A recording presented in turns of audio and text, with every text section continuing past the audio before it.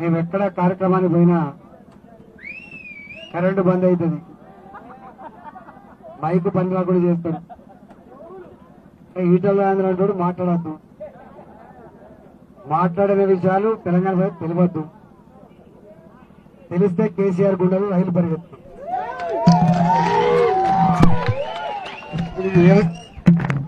నాకు బైక్ లేకపోతే మాట్లాడరాదు. తెలంగాణ ఉద్యమంలో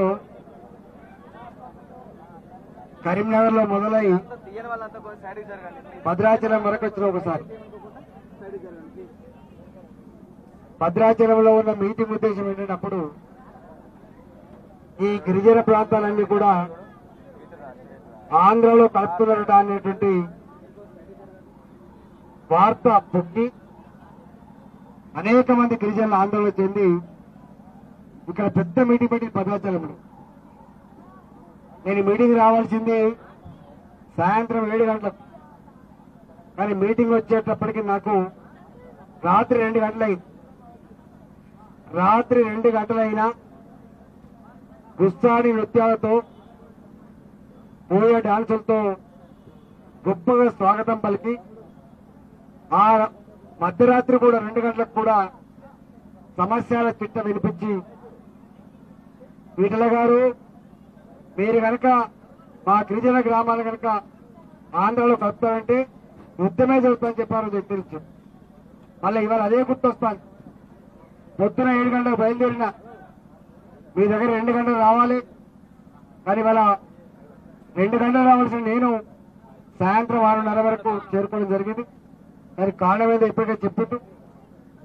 ఆనాడు ఉద్యమంలో ఒక 17-18 జాగాలలో మీటింగ్లు అడ్రస్ చేసి ఎట్లా వచ్చినో ఇవాళ కూడా పదుల సంఖ్యలో ఎక్కడికక్కడ హారతి పట్టి తిలకం దిద్ది, అన్నా మా ఆత్మగౌరవాన్ని గెలిపించింది మీరు గెలవలే, తెలంగాణ ప్రజలు గెలిచింది, మీరు కాదు గెలిచింది, ప్రజాస్వామ్యం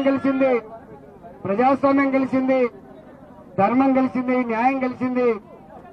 ఇవాళ దేశవ్యాప్తంగా ప్రపంచవ్యాప్తంగా తెలుగు మాట్లాడే ప్రజలు గర్వపడే తీర్పు వచ్చిందని చెప్పి వారు ఇవాళ తిరగదిద్దారు. ఇవాళ మీ అందరికి కూడా వస్తుందా వినబడుతుందా? మీ అందరికి కూడా నేను ఒక హామీ ఇస్తున్నా. వచ్చేసారి మీరు ఎప్పుడు మళ్ళీ జరిపిన టైంకు వచ్చే ప్రయత్నం చేస్తా, అందరికీ మాట్లాడే ప్రయత్నం చేస్తా అని చెప్పి మాట ఇస్తున్నా.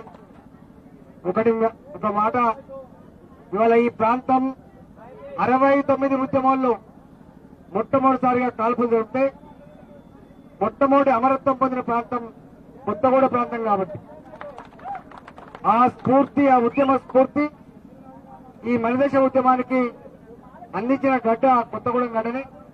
నేను తెలంగాణ ఉద్యమంలో అనేకసార్లు ఈ ప్రాంతానికి వచ్చిన భద్రాచలం కావచ్చు, కొత్తగూడెం కావచ్చు, మనుగోడు కావచ్చు, పాలమంచ కావచ్చు, ఖమ్మం జిల్లాలో అతి ఎక్కువసారి తిరిగిపోయిన, రాబోయే కాలంలో కూడా మళ్లీ ఈ దఫా జరిగే ఉద్యమం ప్రజల ఆత్మగౌరవ ఉద్యమం కాబట్టి, కేసీఆర్ అహంకారాన్ని ఓడించే ఉద్యమం కాబట్టి ఈ ఉద్యమంలో కూడా మళ్లీ ఖమ్మం జిల్లాకు నేను అనేక సార్లు వచ్చే ప్రయత్నం చేస్తా, మీ అందరినీ కలుసుకునే ప్రయత్నం చేస్తా అని చెప్పి హామీ ఇస్తూ మీరందరూ కూడా చైతన్యవంతులై ఐక్యంగా ఉండి ధర్మాన్ని నిలబెట్టుకునే ప్రయత్నం చేయాలని చెప్పి కోరుకుంటూ, మరొకసారి ఆలస్యమైనప్పటికీ కూడా మా ఆడబిడ్డలు పిల్లలు మీరంతా కూడా వేచి ఉన్నందుకు, విజయవంతం చేసినందుకు మీ అందరికీ శుభాకాంక్షలు తెలియజేస్తూ సెలవుస్తున్నా.